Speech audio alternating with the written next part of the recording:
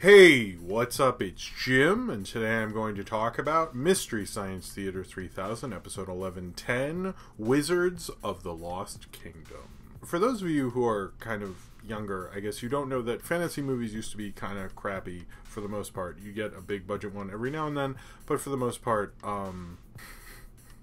you wouldn't. They'd be cheaper, more low budget, and this one takes the cake, as the beginning intro is mostly taken from Deathstalker, and even apparently the writer of this film, this is a quote from the Wikipedia, says, "I don't think this movie was so much shot as it was beaten to death. When they whittled it down to what was useful from the footage, it only ran 58 minutes. Now Roger, who is Roger Corman, the executive producer, had done a lot of sword and sorcery films, so he had a couple of the editors pull all they could from them and edit the footage in." Sorry.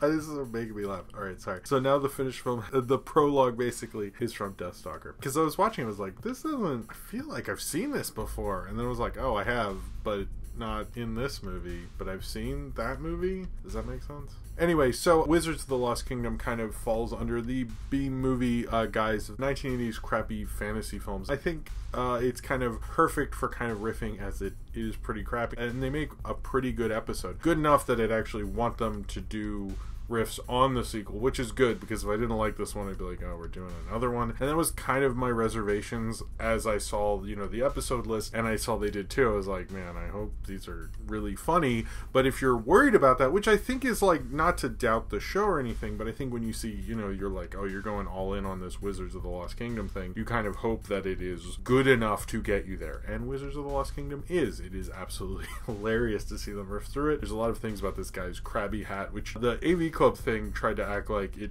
added this extra dimension, like his inner monologue and things. I didn't really feel that way, but I did feel it was very funny. It kind of almost has very similar to the Rochdauer kind of stuff, or in Cry Wilderness more recently, that kind of vein, and they even reference Cry Wilderness in the riffing about the older guy played by Bo Svensson leading this kid around Simon, and it kind of does remind me of that kind of vein. I think that's like almost like the perfect, if there is a perfect sort of movie, I think that kind of one is, because it's kind of so silly in a lot of ways, especially when you screw it up so much. And Bo Svensson, although in the Revival League podcast they mentioned how he took over the Walking Tall series for Jodan Baker, he's actually a favorite of Quentin Tarantino's, being in Kill Bill and in Inglourious Bastards. So as much as we want to make fun of him, he's actually in good movies now, which is kind of interesting. And a lot of people have said he's not so much a bad actor, so even Jonah did on that podcast as well, which, by the way, you should listen to the Jonah Spoils Everything after you watch these, of course. You should really just do both. I'm not saying one or the other, or probably just them, because they have Jonah and this is just me talking in a room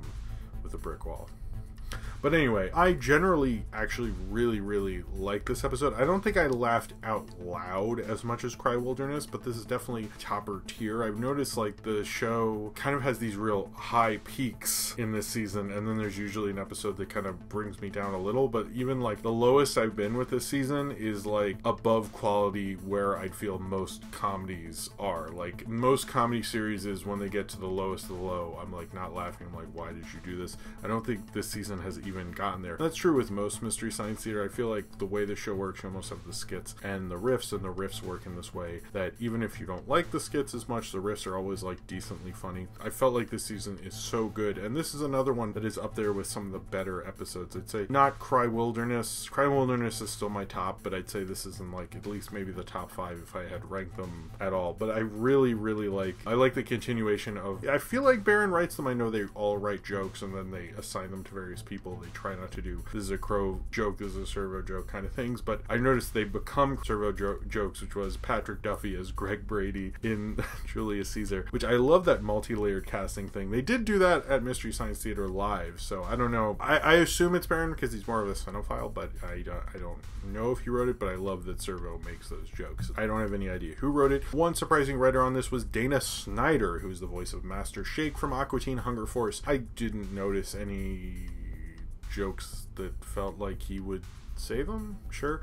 But that's an interesting thing to note. I tried to go through the writer because I know they had more high profile writers. They had other names that didn't look familiar, but I just pick out the people who I know. Sorry.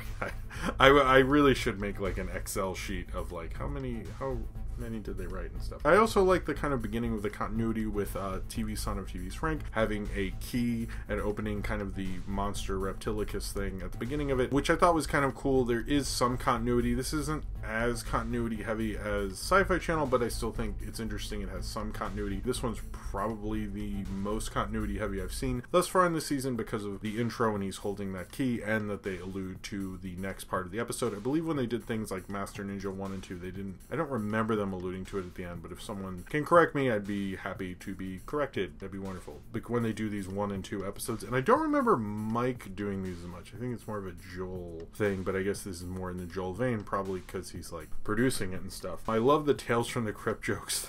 That little riff was really funny. I think one of the probably best riffs of this is at the end where they're talking about what Simon's government's going to be and how John Locke said that all monarchies are inherently, what was it? Inherently tyrannical, I think it was something. It was like talking about how absolute power corrupts and how this will eventually fall apart, and like his wife's conservative religious beliefs and all this crazy stuff. I was just like, wow, this is like next. I was really laughing at that. That was really smart and really well done. Sometimes like Hampton and Barron, their chemistry together when they really go off is just absolutely hilarious. The chemistry between Pro and Servo is so immediate. You can tell like they were there by themselves before Jonah got there, which is kind of interesting. That's kind of oddly, I think that joke kind of played into the two bots chemistry. This movie was made into a sequel because it did so well on video, even though it was basically like kind of shoved out there and seemingly kind of made from loose parts, and we'll get to more of that movie next time. I also like the fan letter thing that came back. I was kind of surprised by that. I don't know. I think that's the second time, right? Is that the second or third? Second or third? They don't do it every episode like they mostly used to, but it's kind of cool when those come back. I'd like to know what address that is because I would write a fan letter, but I think because I'm not a kid they wouldn't care probably. Oh well. The invention exchanges were funny. I like the sponsored clock and the conversation killers. Some of those are good. I'll probably use them when I want to not talk to anyone like I normally do. And the song about puberty and musicians. And what is the deal with that fabric that Jonah is always playing with or like sewing? What is that exactly? I'm kind of curious what that is. Do people know what that is? Did they show what that is? Was that used in a skit and I forgot it? Probably that's it. And I like the Suicide Cave playset. It looked like a Masters of the Universe playset, which is very appropriate for that time period if you think about it in terms of fantasy and action, things like that. The James Horner score is actually from Battle Beyond the Stars, which was also a Roger Corman film. So that is where that is from. That is why James Horner involved. Well, he wasn't really involved as so much they used his score that they probably already own the rights to. This is a really funny episode. I think it's absolutely hilarious. The whole thing with Simon and his weird like Yeti kind of Chewbacca type person is just weird and strange. It is the kind of movie you'd want to laugh at with friends, and I think that's what makes a good Mystery Science Theater 3000 episode. This movie's like kind of sort of beyond belief, and it's kind of beyond belief they like even got this film to work when you're watching it, and sometimes you're like, what is going on? And particularly at the beginning you do feel that way. They have a lot of fun with this movie. Even the ducking when the pans are going around and Jonah and the bots duck, I thought was really funny. They really get into this movie and they almost feel more laid back, like more comfortable, more confident in their riffing while they're doing this movie. I don't know why that is. Not entirely laid back. They're not like just like chilling back in smoking jackets drinking cocktails, but they feel a little more laid back than the previous ones I've noticed. I don't know, maybe I'm wrong about that, but it feels that way to me. I think this is one of the better episodes of the season I've seen thus far, and I mean that even higher than the ones I've said are like probably better. I think I would put this more topper tier. I thought it was really funny. I really enjoyed laughing at this, and it was kind of such a fun, weird kind of fantasy film. I think it's like probably a better movie than Star Crash, I guess. It's kind of splitting hairs on which one's better, but it feels like I think this movie flows a little better than Star Crash, I guess. Doesn't have those empty silences, so I think it kind of makes it a little more fun, and I think they have a little more fun with it, and you can see their chemistry getting better and better, and I think this movie was right in the placement of the season and kind of makes for one of the funnier episodes. And it's definitely, I'm really excited to watch Wizards of the Lost Kingdom 2, which I think definitely helped, because, you know, if I didn't like this one, it would be harder, and now I just want to leave here and watch Wizards of the Lost Kingdom 2, or the episode of Mystery Science Theater, not like the actual movie. I'm curious how this thing did well in video, but I've looked at the covers, and if you look at them right now, they're pretty cool, so I would rent that and then be disappointed and be like, is that Deathstalker?